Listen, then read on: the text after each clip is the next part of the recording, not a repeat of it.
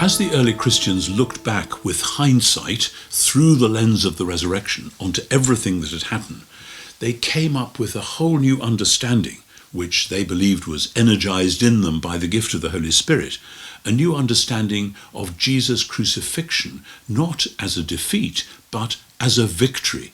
We can see this clearly in John's Gospel, in John chapter 12, when Jesus talks about his forthcoming death in terms of defeating and overthrowing the dark power that has enslaved the world. We can see it in Colossians chapter 2, when Paul talks about Jesus on the cross, leading all the principalities and powers of the world like a defeated rabble in his triumphal procession.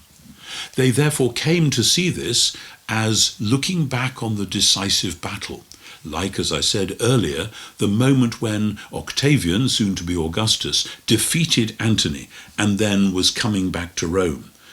That wasn't the end of the story. Decisive battles seldom are. You win the battle and then there's lots of things left to do.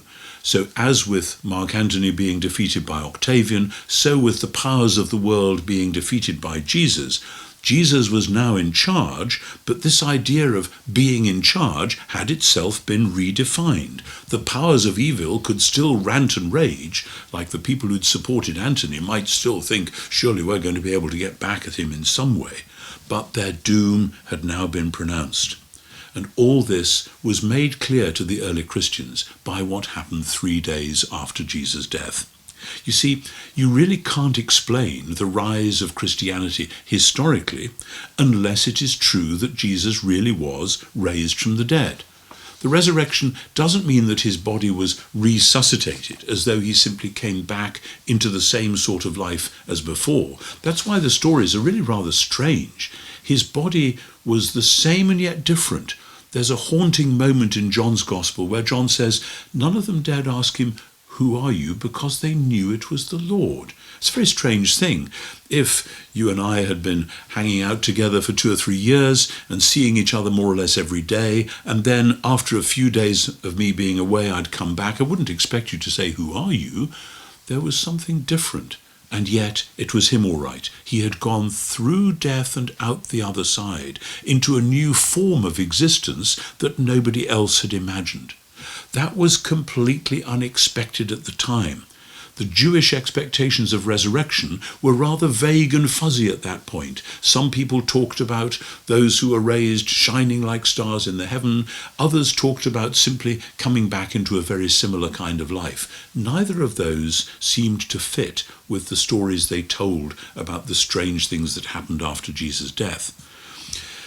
You see, for them, resurrection meant that God would raise all his people from the dead at the very end of world history. Nobody was talking about one person being raised to life in the middle of history in that way.